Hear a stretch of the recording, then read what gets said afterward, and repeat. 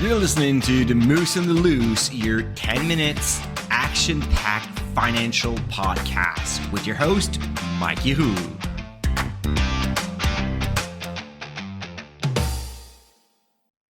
Hey, what's up, Market Moose? This is Mike from The Moose on the Loose. I hope you are doing well today. Still working on that deal of National Bank buying Canadian Western Bank. Big announcement yesterday. It was on the podcast. I told you my take about this from a shareholder of National Bank's perspective. And today I want to highlight a possible play. Of course, not financial advice, and please be aware that this thing could turn sour. So before you open your brokerage account and then you're just thinking, oh, Mike told me about this trade that could be interesting, do your due diligence, assess the risk, realize how much you're willing to lose on that bet, because there is also the possibility of losing when you invest.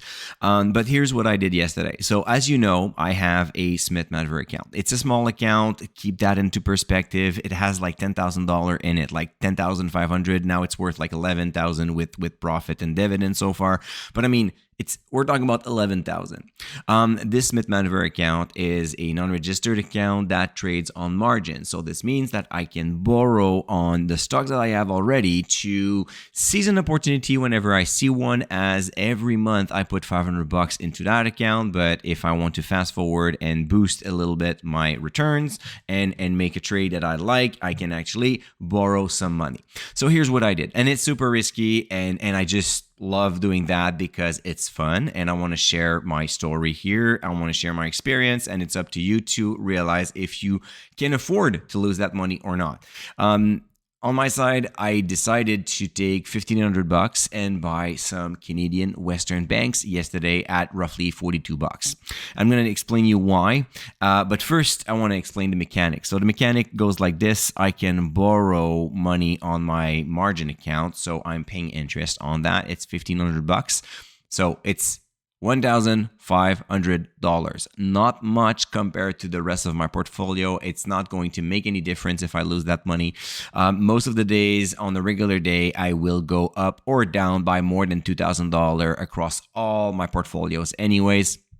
So I'm not worried, and this is why I'm just doing it for fun. I just like the idea of like experience this once again. I did that in the past, so just want to share that thought with you. Again, be very careful and understand that yes, you could buy Canadian Western Bank at $42, while National Bank is offering $52.24. So that's a $10 per share premium right up front that you can make. That's roughly like 24% return on the trade, plus the dividend that you're going to receive until the deal closes. Because keep in mind, the deal is being announced in June of 24, but the transaction is expected to close at the end of the next year, so at the end of 25. So that means you need to wait 18 months for that deal to close and get that $10 a share premium. It's going to take a while. It's going to test your patience. Even though 18 months is nothing in an investor's life, I know for a fact that a lot of people tend to freak out after like a month or two. And then if there's any fluctuation in the stock price, they may buy or they may sell right up front. Before I tell you a little bit more about my play on CWB, I actually lived that not too long ago with the acquisition of Activision Blizzard by Microsoft.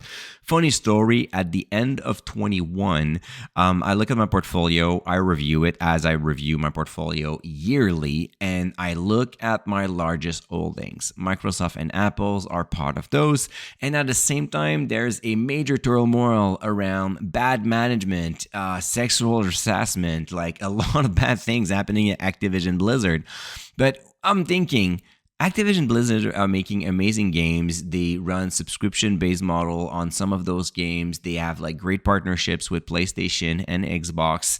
And I'm thinking, yes, management sucks, but that can be replaced. But talents in that company, the franchise of like Call of Duty, for example, will not be replaced easily. So I decide to sell some of my shares of Apple and Microsoft. I buy, actually, funny story, I buy a little bit more of National Bank, and I initiate a full position into Activision Blizzard. My play was not about getting it acquired. It was really about the fact that the stock kept on going down and I saw an opportunity. About a month later, I got super lucky on this one, full disclosure. Microsoft announced a big purchase, huge premium, like 40-50% gain. I can't remember, but it was like massive. Not as massive as Canadian Western Bank, but massive.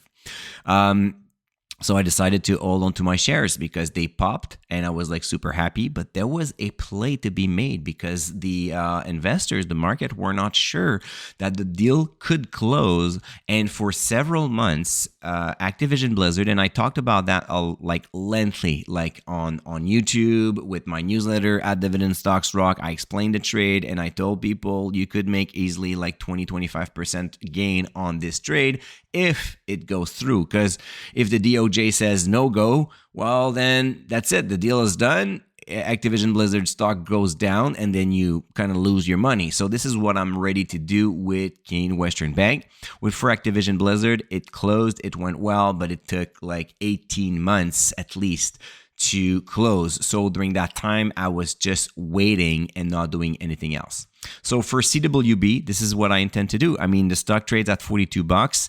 I see a pretty solid chance. And that's, again, only my opinion. You know, I called Justin. Justin didn't call me back. So I don't know what the government of Canada will do with this deal.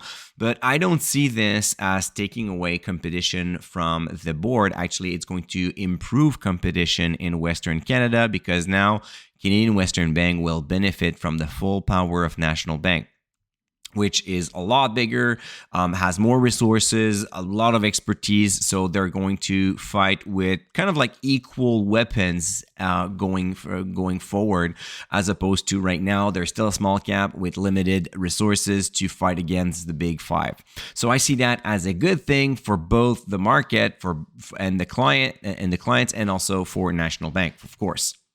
So that's why I think the deal will go through. It's not a major deal as well. It's not like if BMO would merge with Scotiabank and become another like huge behemoth.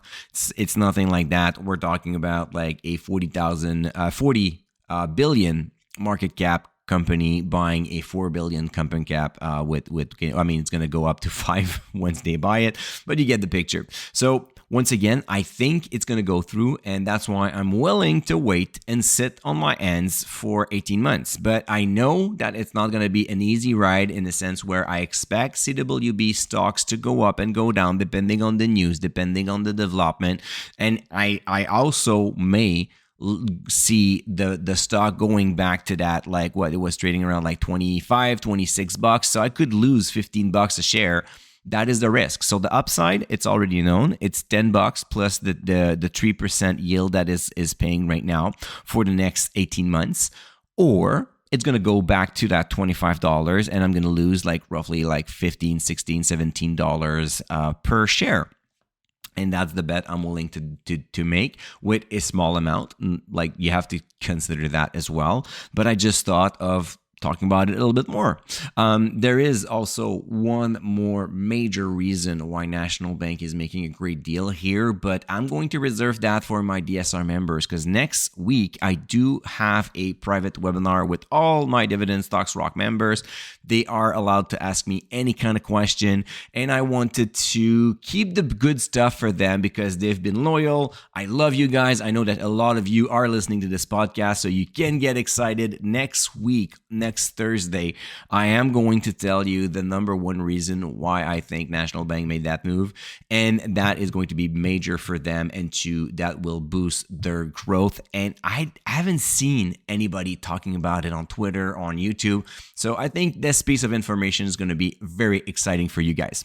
All right, Moose, I hope that you have enjoyed this podcast once again. If you did, please go on Spotify, on Apple Podcasts, give me a 5-star rating. It helps a lot for me to share the wealth, share my knowledge, and help other investors invest with more conviction.